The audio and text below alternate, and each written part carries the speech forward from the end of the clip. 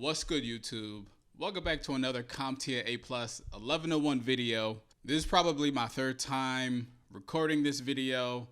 Been sick for about 2 weeks, but thankfully I'm starting to feel better now. But yeah, tried recording this before while I was sick. I didn't really like the video, so decided to go ahead and re-record. We're on module 2.4, guys. Summarize services provided by network hosts. So before we get started with the actual module, I just want to kind of really quick discuss server roles. So we're going to talk really quick about servers. So what is a server? Servers is pretty much just a computer. So if you're not in IT, you don't have an IT job, you might not have seen servers before. You might not have seen, like Windows servers, Linux servers.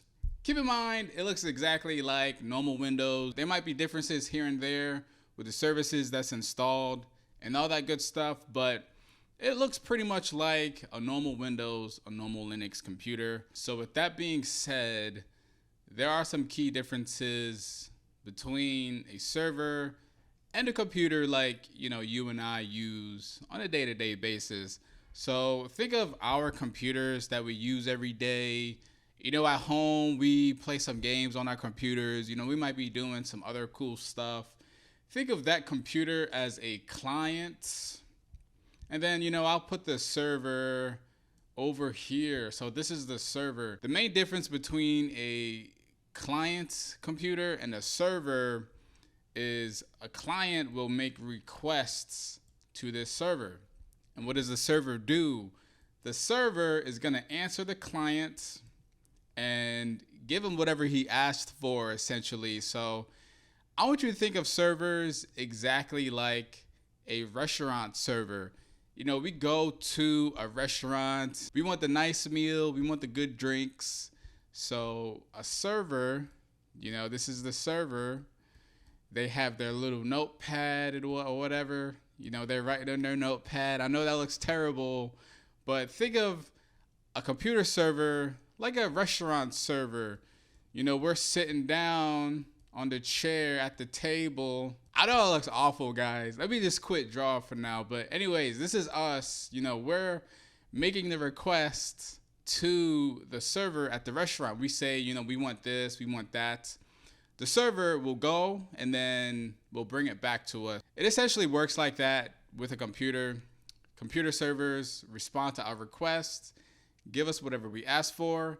Same thing with a restaurant server. They respond to our requests, pretty much gives us whatever we ask for. Let's go ahead and talk about some of these services that a server might provide to a client. The first thing is DNS. So we talked about DNS before.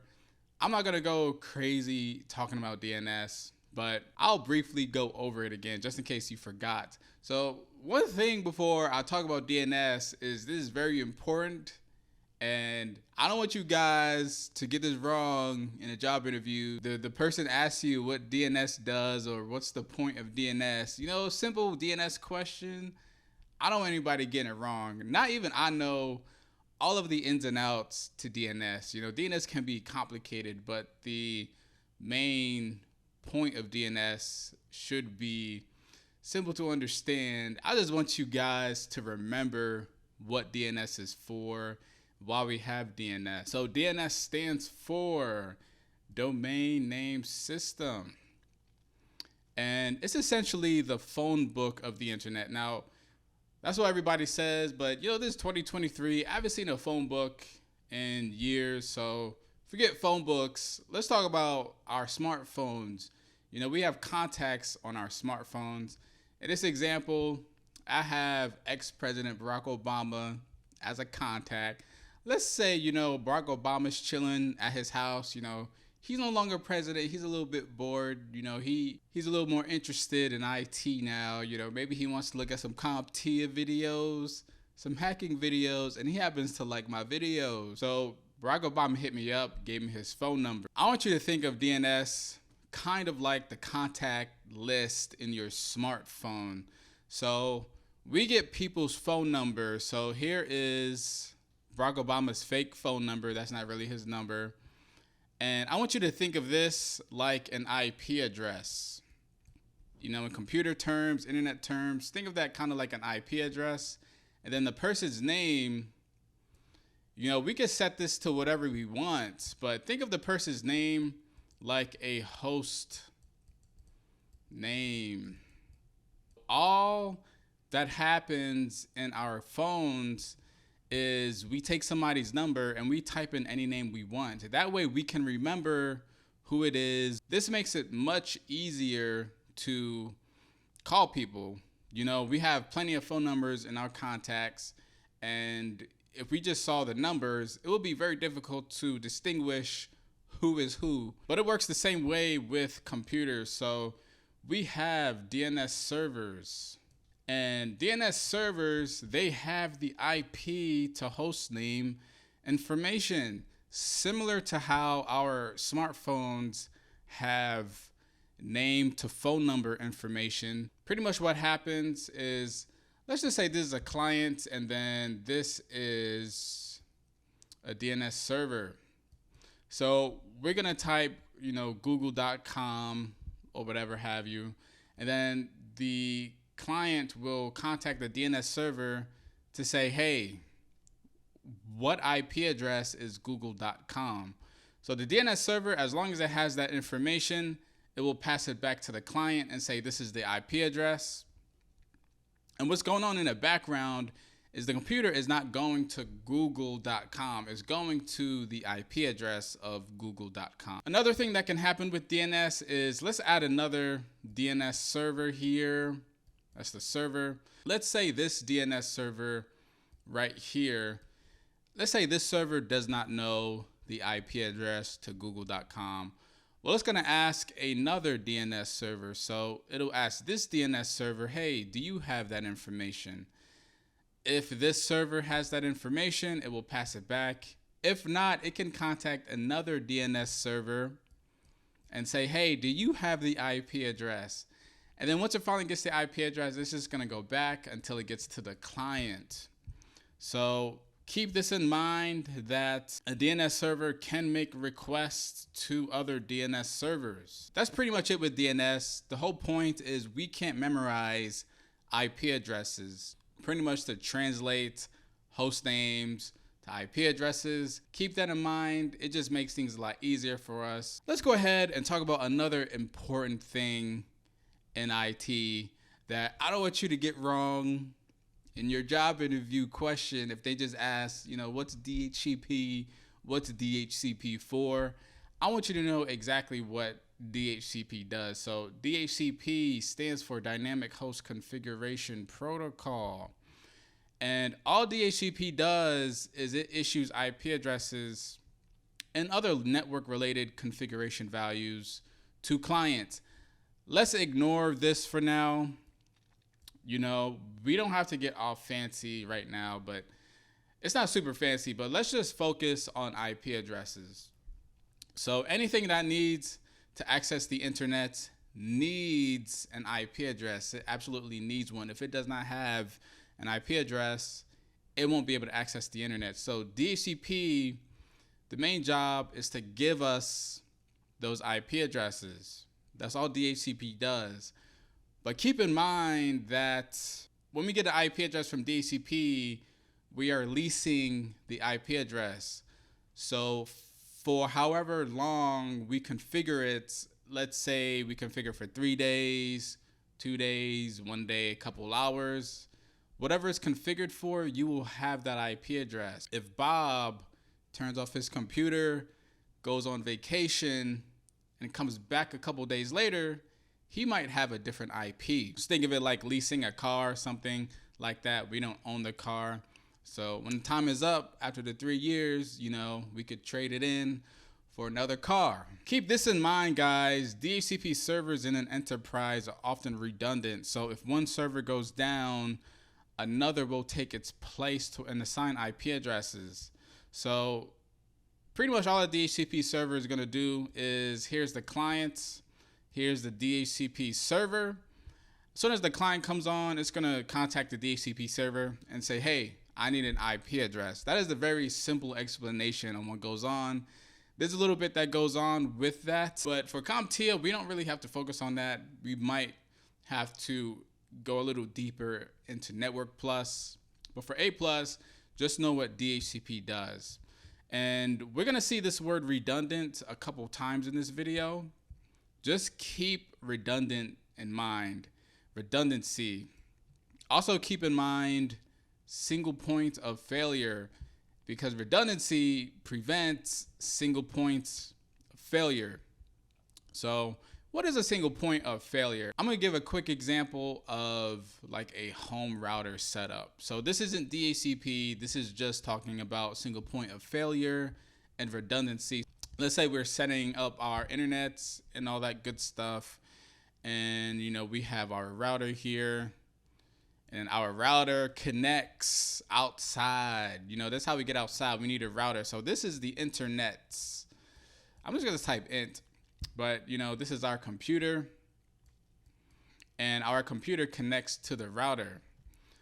So here's a single point of failure, because as soon as this router goes down, we don't have internet anymore. So redundancy means to implement, for example, in DHCP case, we'll implement more servers, more DHCP servers. That way, if one goes down, another will just take its place. And the last thing here, guys, this is not really important for A+, I think, but maybe you'll get some gold points at work, bonus points. If you're troubleshooting a computer and you notice it has a 169 IP address, that might be an indication it cannot reach a DHCP server. The DHCP server is down, or the DHCP server ran out of IP addresses to assign. So the computer will assign itself a 169 address if any of these things happen. If you have a 169 IP address, you can't reach the internet. Anyways, let's go ahead and talk about Fileshare, file server. So what the heck is a file server? Well, it kind of is what it sounds like.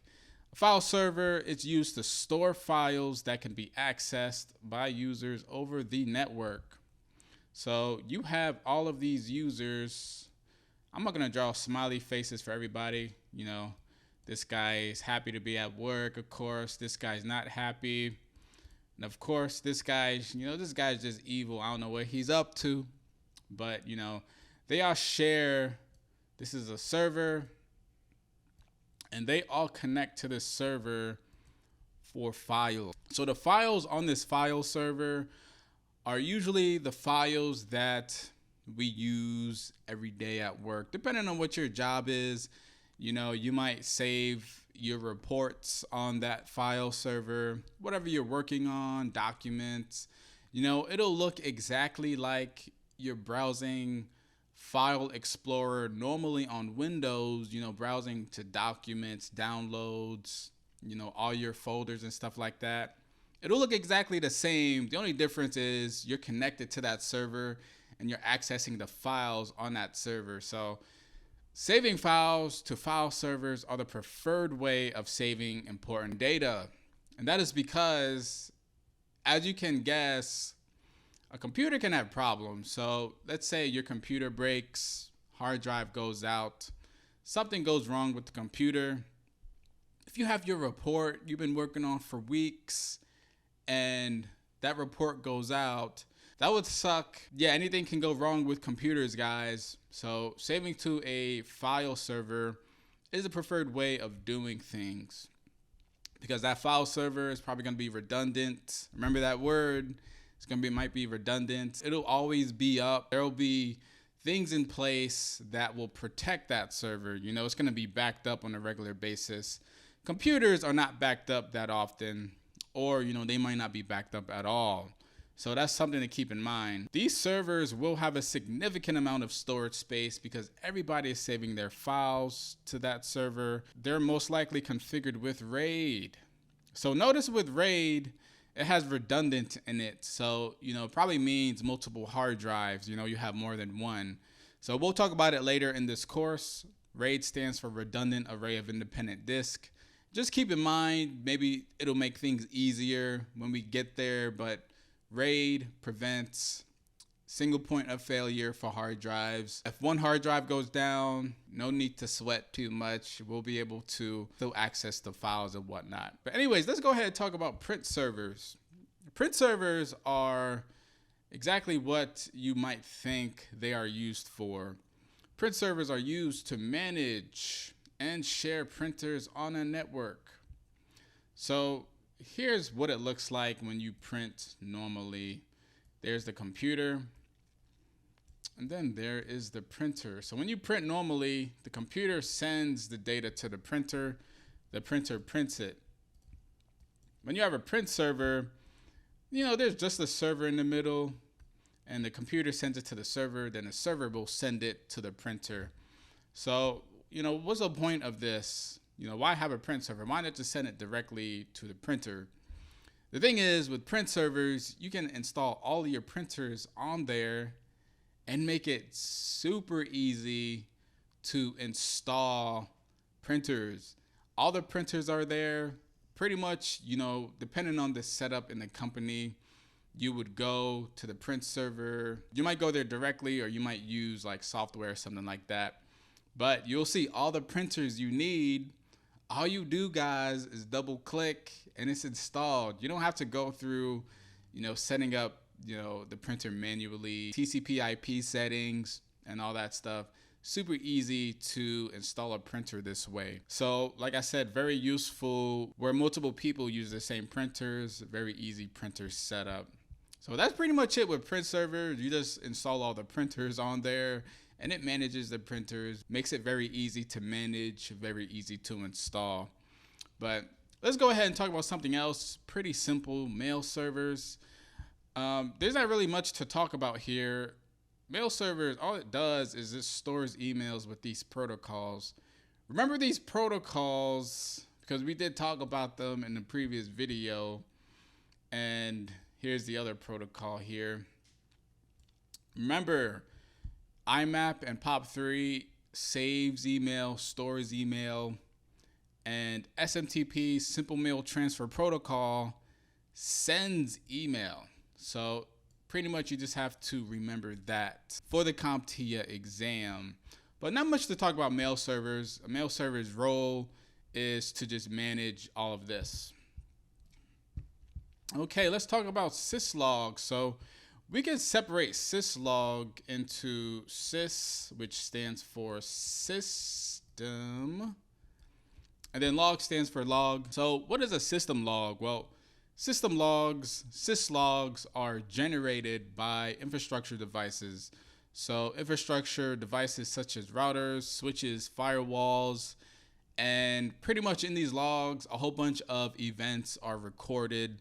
So let's say blah, blah, blah, blah, stuff is going on. And all of a sudden at 10 a.m., the switch goes down, it flatlines, like in a hospital flatline action. But at 10 a.m. it flatlines. So you might want to go look at the logs and look at, before 10 a.m., what was going on before then that could have caused the switch to go down. So that's what a syslog is. So what does a syslog server do? It allows these devices to save these log files on a server. That way you don't have to go to the routers individually. You don't have to go to the switches individually, and you don't have to go to firewalls individually like this, to the individual devices. There could be many, many devices, by the way. Instead, everything is saved onto this syslog server. And not only does it make it easier to access all of the logs, but it also saves space on these devices because, it could generate a lot of logs. The logs could, if it's saved, you might want to save it, but if it's saved, then it'll take up a whole lot of space on these devices. So better to save it on a syslog server. That way, save space on the devices and it's much easier to access. That's pretty much it for Syslog. Let's go ahead and talk about web servers. Not much to talk about web servers. just know that web servers respond to web requests. So what do I mean by web requests? Port 80 HTTP and port 443 HTTPS requests. So remember these ports. We talked about ports before. Comptia is kind of big on those ports, so you're definitely going to have to memorize these ports. And remember that 80 is for unencrypted traffic and 443 is for encrypted traffic. All that happens is we open a web browser, such as Chrome, and we browse the web, go to whatever website you're going on, doing whatever you do, and there's going to be a web server somewhere out there. So you'll go, your computer's here, you'll go outside to the internet, whatever, and it'll go to that server. And then that server will just respond back. That is all that happens with web servers. So this thing here about the software, I just thought that this might be a little interesting for people who care, who give a damn. But, there might be software running on this server here, and the actual website data might be on another server. Let's just say data server for the website. So what happens is the software running on this web server might grab the data from the server that has it and, just forward it out to the client. But let's go ahead and talk about AAA.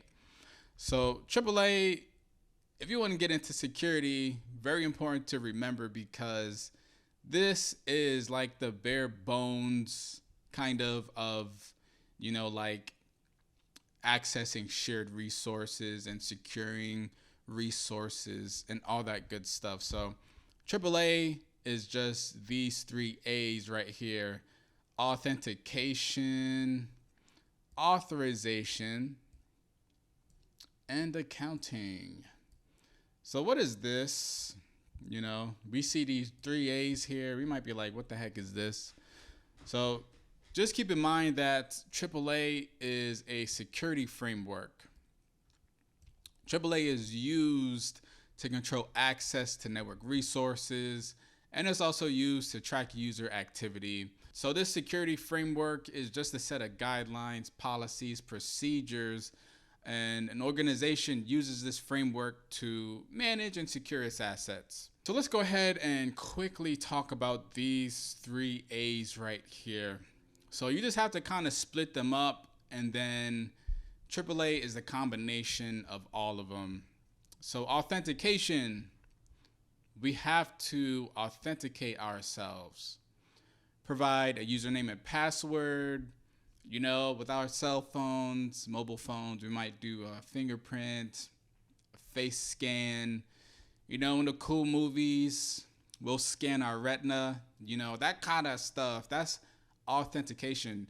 We are authenticating ourselves. We're telling the device that, yes, I am Raymond, and, I know my information. I'm here to access whatever I need access to. So it's just providing methods of authentication. And the next thing is authorization. So I'm going to change color just so we don't confuse ourselves here. But do we have authorization to access the resource?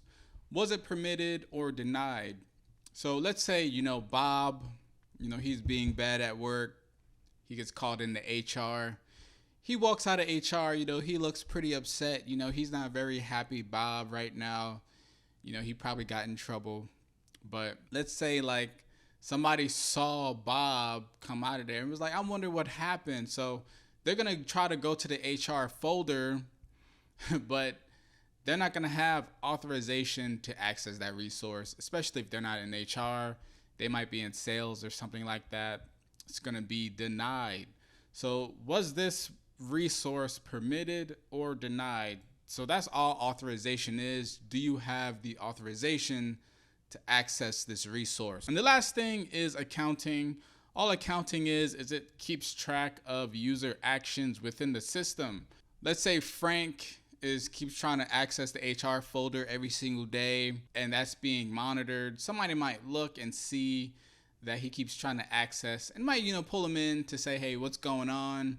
while you're trying to access this folder. Keep in mind that accounting is not only to get you in trouble, although, if you're doing something you're not supposed to do, or, you're messing with the system and everything goes down, and then somebody looks and sees that you typed in this command or you made this change or something like that.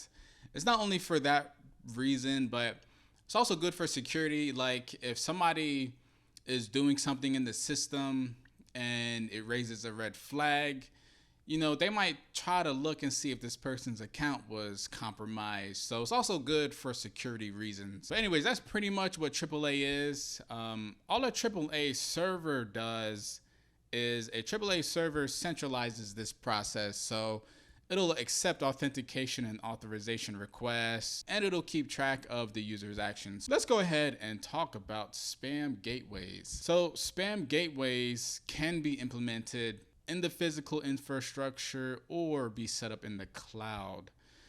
So a while back, I used to, use one of these spam gateways, and these are pretty cool because, you can do a lot of things here. You can actually add IP addresses, domains, and emails to a blacklist.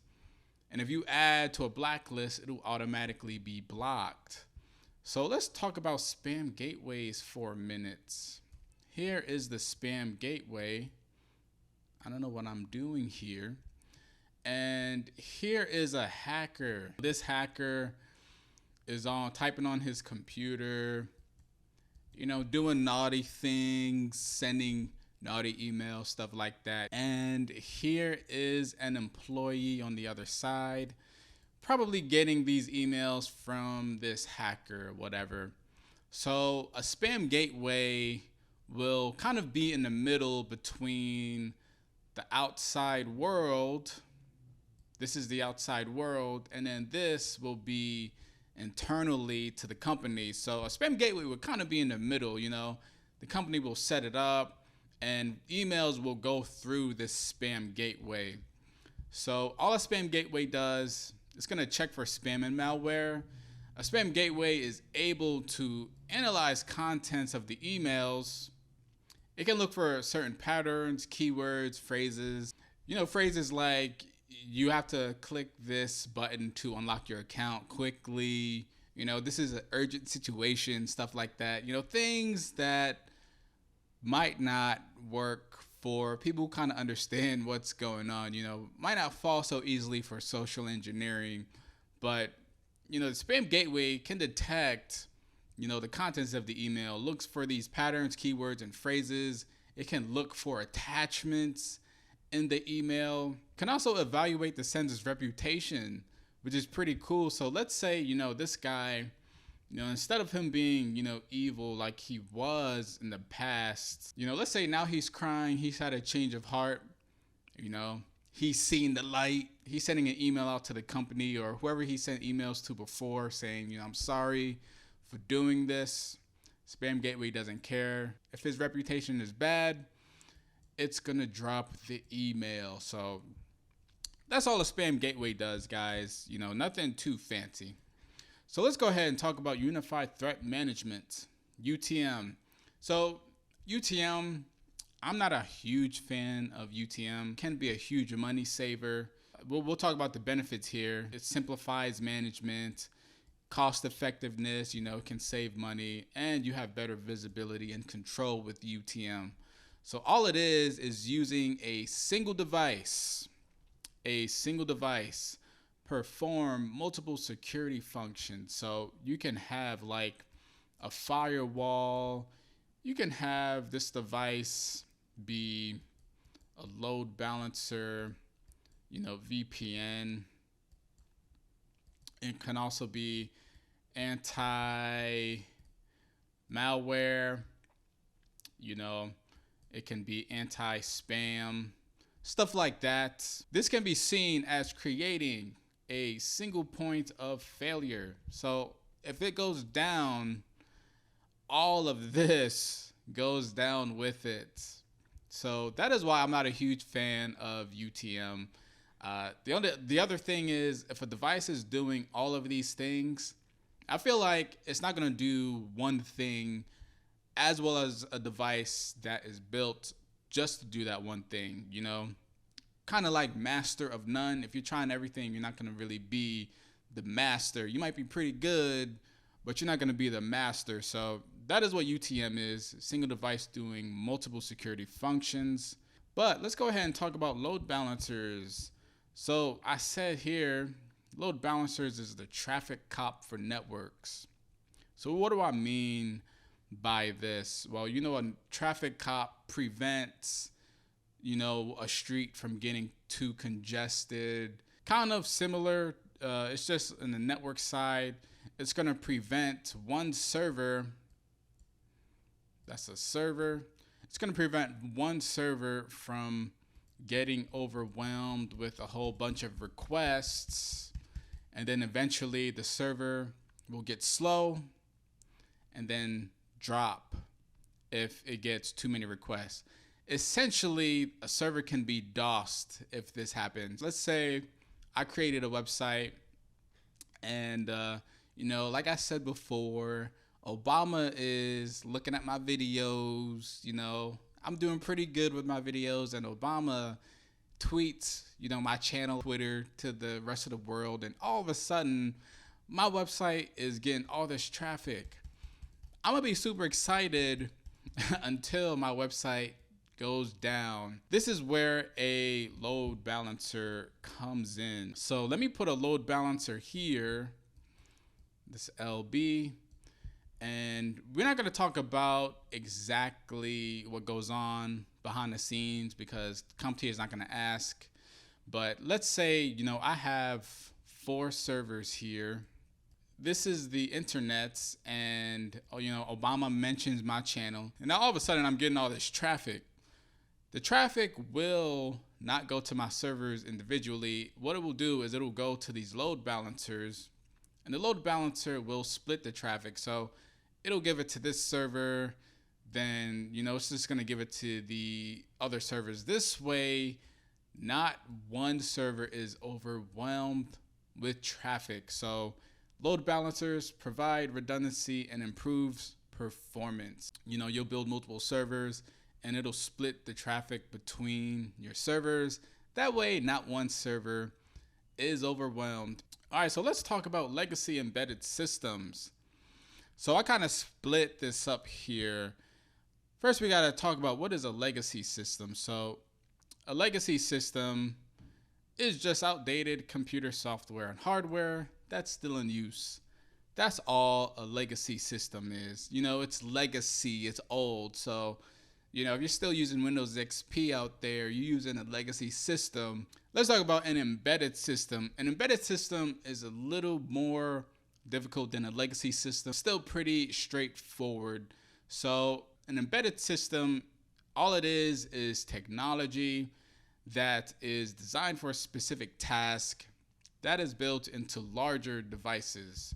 So I gave the example of a car. So a car, in this case, will be the large device.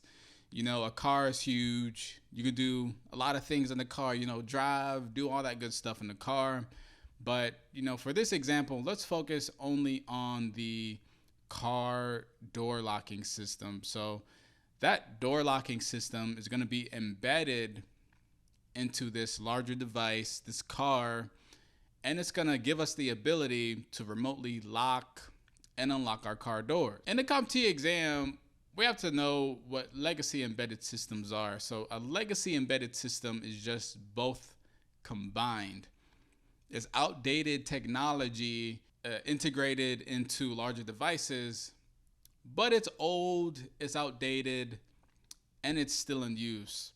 So I gave an example of like heart monitors or imaging systems at the hospital. So, you know, those imaging systems, they're large devices.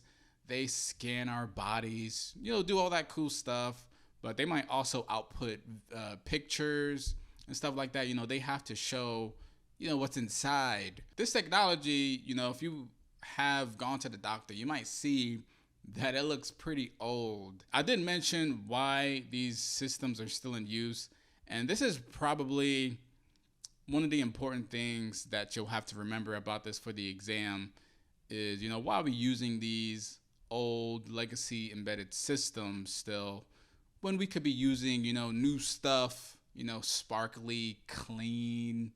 I'm not saying those devices aren't clean. I'm just saying they look old. The primary reason for not upgrading or replacing these systems is it can be very challenging. It can be very costly, so high cost. It can take a lot of time, and it can disrupt ongoing operations if you were to try to upgrade these systems. So going back to what I was saying, being in a medical facility, you might not have a high priority of replacing old systems that still work because you'll have patients. You want to keep bringing in patients. You don't want anybody to die just because you was like, oh, this is old. I have to replace this. So keep that in mind for the exam. All right, so let's talk about supervisory control and data acquisition, SCADA. SCADA is boring, so I'm gonna try to get past SCADA. So SCADA is used primarily in the industrial industry. The industrial industry usually has those huge machines, a lot of machines too, and is used for industrial purposes, manufacturing, power generation, etc. So all SCADA is a control system, and it's used in this industry. And this control system can monitor and control these large-scale processes. So what happens is this control system, SCADA, can collect real-time data from the sensors and equipment across all the facilities, and then it'll transfer that data to the control room. So the operators in that control room can adjust and control the equipment remotely, depending on what needs to happen. Like, I don't know, let's say they have to lower the temperature, increase the temperature, stuff like that. They can see real-time data and all that good stuff. So that's pretty much it with SCADA, guys. One important thing to realize is that these systems usually require segmentation from the outside, like most internal systems, but it's very important for SCADA systems to be segmented because this is critical infrastructure, and this critical infrastructure can have a huge impact on the outside world. Like, I don't know if you remember the malware attack on the oil company in Texas, but that had a lot of repercussions to the public. There were oil shortages and all that stuff going on. They lost a lot of money. So very important to segment these systems because, unauthorized access can have severe consequences, as we saw in 2021. All right, so this is the last thing that we have to talk about: Internet of Things devices. So we might have some of these in our houses. If you have cameras, if you have light switches, you can control remotely and stuff like that. But just think of IoT devices as smart gadgets, and these smart gadgets do tasks and talk to other devices in our network and over the internet. And it makes our lives a lot easier and more connected. So here I gave examples of Internet of Things devices. We have thermostats, we have IP cameras, light switches, door locks. These are just examples. Usually you control these devices with an app. You can control things like with thermostats, you can control the temperature. IP cameras, you can look to see what's going on inside or around your house. Light switches, of course, you can turn on, turn off the lights. Door locks, lock and unlock doors remotely. Super cool technology. And because we always have our phones, we'll usually use an app to control these devices, make changes, do all kinds of stuff. But in general, these devices make our lives a lot easier. And definitely more connected. Most IoT devices connect to your local wireless network during the initial setup, and all you do is enter your SSID and password. That way it can talk to other devices on your network and of course connect to the internet. But anyways, that is it with this course video. Thank you guys for watching. I definitely appreciate the support. But yeah, that's it for this one. Of course, feel free to leave any feedback, subscribe if you haven't already, and I'll see you in the next video. Peace.